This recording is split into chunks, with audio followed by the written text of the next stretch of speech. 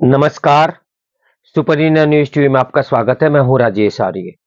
आइए देखते हैं आज का विशेष समाचार। खतरे में संसद की विश्वसनीयता।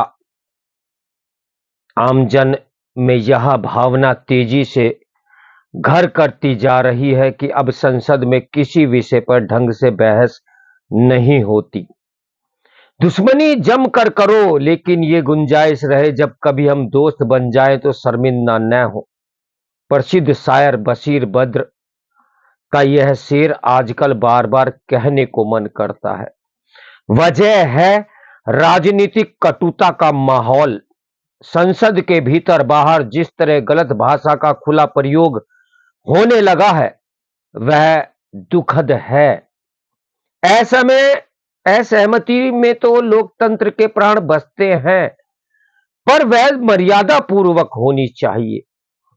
अगर मर्यादापूर्ण असहमति पर ध्यान दिया जाए तो कम से कम संसद में घटिया शब्दावली का प्रयोग जरूर थम जाएगा। संसद को वाद विवाद और संवाद से सहमति बनानी होगी, न कि असहमति का माहौल बनाने में अपने समय को नष्ट करना होगा। आज देश की आबादी में 65% हिस्सेदारी 35 वर्ष से कम युवाओं की है। हमें इस आबादी की संरचना को ध्यान में रखते हुए युवाओं के चौतरफा विकास की गति को तेज कर उस पर खरा उतरना होगा। यदि हम ऐसा नहीं कर पाए तो संसद और सांसदों की प्रतिष्ठा तार तार हो जाएगी। विधायिका और इससे जुड़ी संस्थाओं की सार्थकता पर अब हर तरफ से सवाल उठने लगे हैं। कारण यह है कि अब संसद में बहस के बजाय हंगामा ही हो रहा होता है। हंगामे से सदन को बार बार बिना वजह स्थगित करना पड़ता है। जब सदन चलेगा ही नहीं तो वहां पर कामकाज कैसे होगा। सच बात तो यह है कि संसद में हंगामा करने वाले सदस्यों को अपने दल के नेताओं से हरी झंडी मिली होती है। उनमें कहा जाता है कि वे सदन में नारेबाजी करते रहें और कामकाज न होने दें।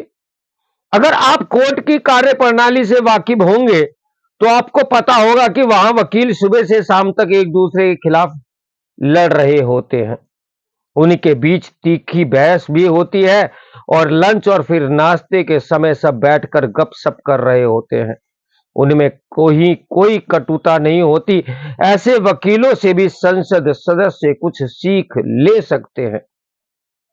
अभी कुछ दिन पहले एक मोटिवेशन स्पीकर और हिंदू धर्म ग्रंथों के विद्वान एक सेमिनार में कह रहे थे कि जीवन में किसी को शत्रु मानना या उससे शत्रुता रखना कतई सही नहीं है। आप अपने को उसी दिन से बेहतर इंसान मान सकते हैं जिस दिन आपके मन में किसी के लिए कोई कटुता न रहे।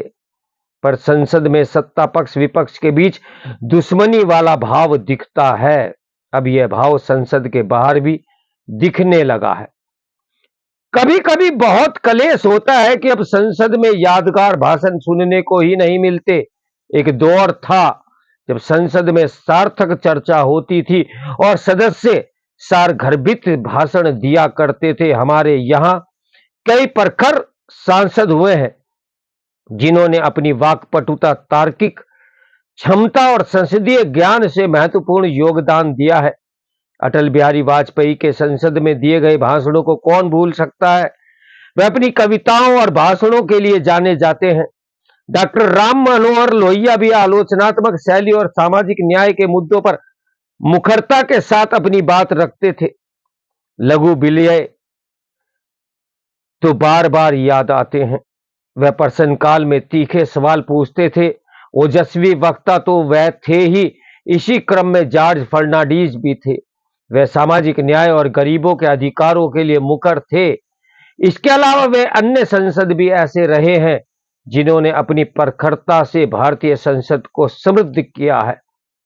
एक बार मशहूर क्रिकेटर कमेंटेटर वेंकट सुंदरम बता रहे थे कि उनके शिक्षाविद पिता पीएम सुंदरम उन्हें बचपन में कहते थे कि वे अखबारों में संसद की कार्रवाई को ध्यान से पढ़ लिया करें। उन्हें पढ़कर देश दुनिया की स्थिति को समझने में मदद मिलेगी। क्या आज कोई अभिभावक अपने बच्चे को कहता होगा कि वे संसद की कार्रवाई से जुड़ी खबरों को पढ़े या कार्रवाई को टीवी पर देखे? वजह बहुत साफ है कि संसद में बहस का स्तर ही नहीं गिरा है, बल्कि वहां तो संग्राम वाली स्थिति बनी रहती है। सिर्फ पंगेबाजी और एक दूसरे पर उल्टे सीधे आरोप लगाने से तो संसद नहीं चल सकती।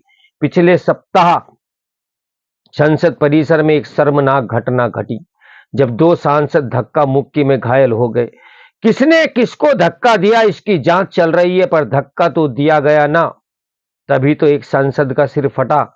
संसद में तमाम असहमति के बाद भी देश हित के मामलों पर वाद विवाद और संवाद होना अनिवार्य है, मगर संसदीय लोकतंत्र में राष्ट्रीय महत्व के विषय पर बहस ही नहीं होगी तो फिर क्या होगा?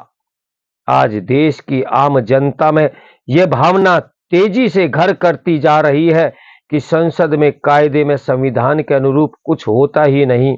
वहां पर तो सदस्य मात्र शोर शराबा करने के लिए जाते हैं। यह समझा जाना चाहिए कि संसद की महत्ता और उसकी विश्वसनीयता पर सवाल खड़े हो रहे हैं। ये लोकतंत्र के लिए खतरनाक संकेत है। अब हंगामा करने वालों को देश सीधे टीवी पर देखता है। संसद की कार्रवाई का टीवी प्रसारण इस उम्मीद से शुरू किया गया था कि इससे संसद की कार्रवाई का स्तर ऊंचा उठेगा, लेकिन अब तो इसका उल्टा हो रहा है।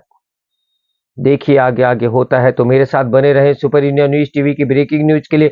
नमस्कार, मैं हूं राजेश आर्य।